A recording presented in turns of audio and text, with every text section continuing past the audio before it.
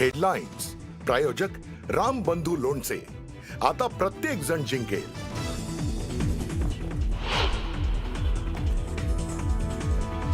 दिल्लीहून जे सांगितलं जाणार तेच फडणवीसांना ऐकावं लागणार. त्यांनी कितीही चंद्रसूर्याचे दाखले दिले तरीही त्यांना दिल्लीचं ऐकावं लागेल. राज ठाकरेंचा फडणवीसांना पुन्हा एकदा जोरदार टोला.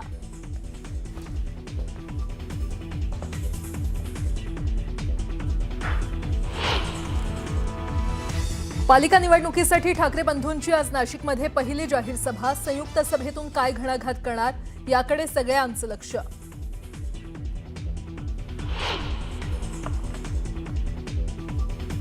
भाजपची अवस्था पिंजरा चित्रपटातील मास्तरासारखी झाली आहे. हातात तुणतुणं घेऊन ते उभे आहेत म्हणत जयंत पाटलांचा भाजपवर जोरदार निशाणा.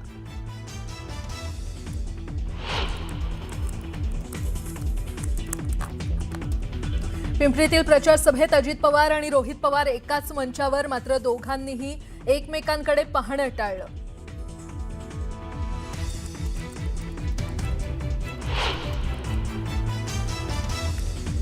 रवींद्र चव्हाणांनी असं वक्तव्य करायला नको. लोकभावना दुखावल्याची किंमत मोजावी लागते. रवींद्र चव्हाणांनी विलासराव देशमुखांवर केलेल्या टीकेचा अमित देशमुखांकडून समाचार.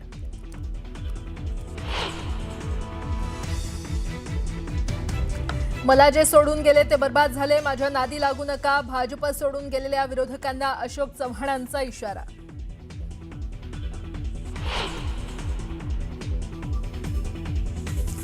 उद्या अजित पवार आणि सुप्रिया सुळे एकाच मंचावर येणार. पुण्यात राष्ट्रवादी काँग्रेसच्या जाहीरनाम्याचं होणार प्रकाशन.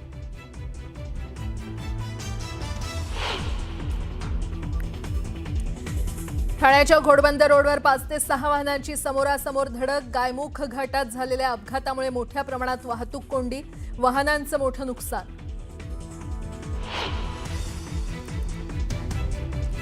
आणि आजपासून महिला क्रिकेट IPL स्पर्धेला सुरुवात.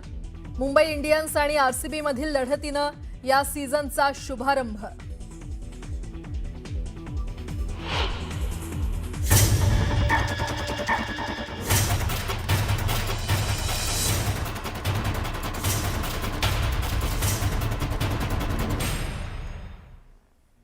नमस्कार, तुम्ही पाहताय न्यूज 18 लोकमत मुलुक महाराष्ट्राला. आता सुरुवात करूयात.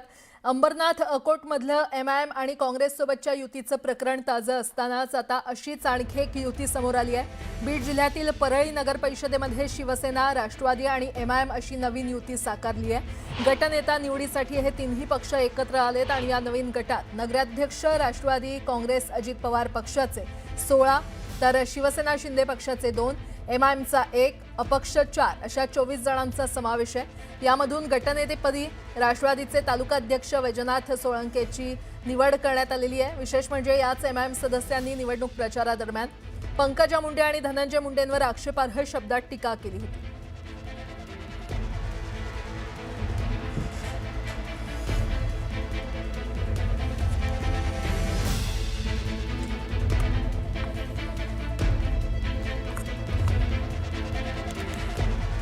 आणि या संदर्भात अधिक माहिती देत आहेत आमचे प्रतिनिधी सुरेश जाधव आपल्यासोबत जोडले गेलेले आहेत. सुरेश, आता ही नवी युती साकारण्यात आलेली आहे MIM, शिवसेना आणि राष्ट्रवादी. कशा प्रकारची समीकरणं असणार आहेत, काय अपडेट? बीडच्या परळी नगरपालिकेकडे राज्याचं लक्ष लागलेलं होतं आणि जी निवडणूक झाली त्या ठिकाणी पंकजा मुंडे आणि धनंजय मुंडे हे एकत्रितरित्या महायुती पूर्णपणे ताकदीने त्या ठिकाणी लढत होती.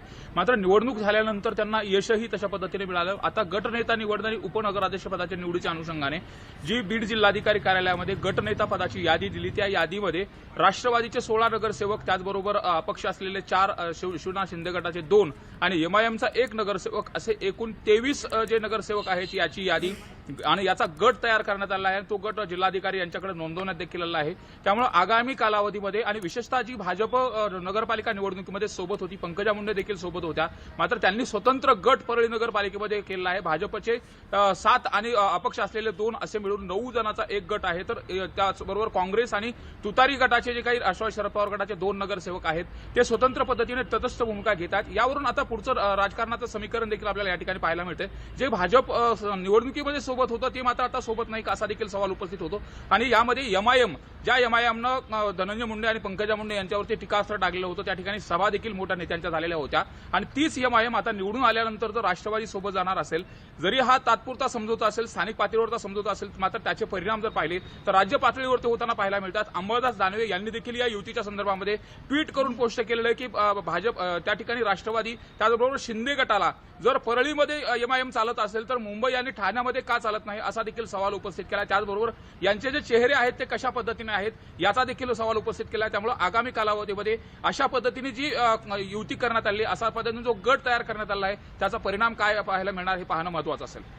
निश्चितच. सुरेश, धन्यवाद या संपूर्ण माहितीसाठी. पुढची बातमी आता पाहणार आहोत. भाजपची अवस्था पिंजरा चित्रपटातील मास्तराप्रमाणे झाली आहे अशी घणाघाती टीका राष्ट्रवादी शरद पवार गटाचे आमदार जयंत पाटील यांनी केली आहे. हातात तुणतुणा घेऊन थांबलेल्या मास्तरसारखी अवस्था भाजपची झाल्याची टीका देखील जयंत पाटील यांनी केली आहे.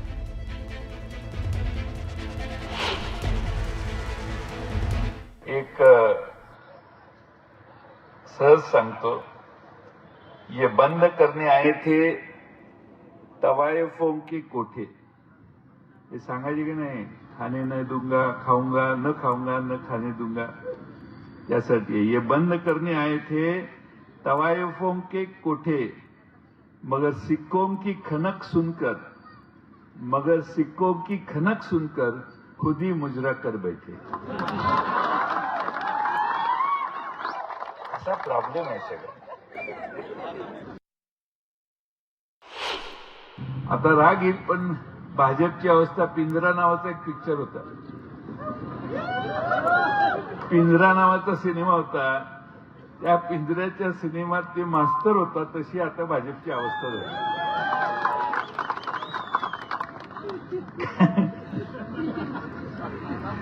मास्तराला तमाशाचा नाद इतका लागला की तोच तुंतुन हातात घेऊन सर्वात पुढे उभा राहायला लागला.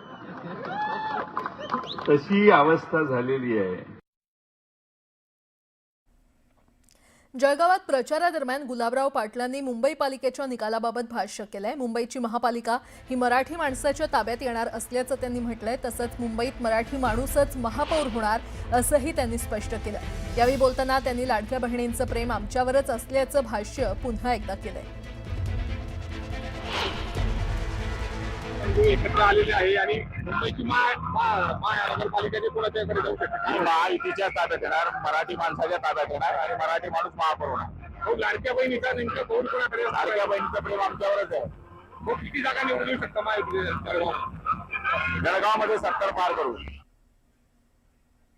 नांदेड महापालिकेसाठी प्रचाराची रणधुमाळी सुरू झाली. एका जाहीर सभेत भाजप खासदार अशोक चव्हाणांनी पक्ष सोडून गेलेल्यांना थेट इशारा दिलाय. जे मला सोडून गेले ते बर्बाद झाले, माझ्या नादी लागू नका, नादी लागलं तर असं होतं असं म्हणत चव्हाणांनी इशारा दिलाय. राष्ट्रवादीचे आमदार प्रताप पाटील चिखलीकर यांनी देखील अशोक चव्हाणांवर निशाणा साधलाय. चोराला चोर म्हटलं तर कुणाला वाईट वाटत असेल तर नाईलाज असल्याचं म्हणत त्यांनी चव्हाणांवर शेलक्या शब्दात टीका केली आहे. ये गिरे जाओ गया और काय फर्क नहीं पड़ता. ये गया दूसरा आया. तू जाएगा नहीं ना बाबा के लिए. नहीं मेरे तू गया तो गड़बड़ हो जाएगी. जो गया वो बर्बाद हो गया. जो छोड़ के गया वो बर्बाद हो गया. त्यामुळे मी त्याला म्हणतो, माझ्या नादी लागू नका, लागलं तर हे होऊन जा असं म्हणतो. लोक माझ्या बरोबर आहेत, मनापासून आहेत, लोकांना साथ मी दिलेली आहे.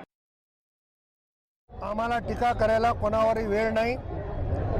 चोराला चोर म्हणलं तर कोणाला वाईट वाटत असेल तर त्याला आमचा नाईलाज आहे. नांदेड महानगरपालिका क्षेत्रातल्या सगळ्या जागा बिल्डरच्या घशात कोणी घातल्या त्याचं उत्तर त्यांनी दिलं पाहिजे. आपोआप टीका करायचं कमी होईल.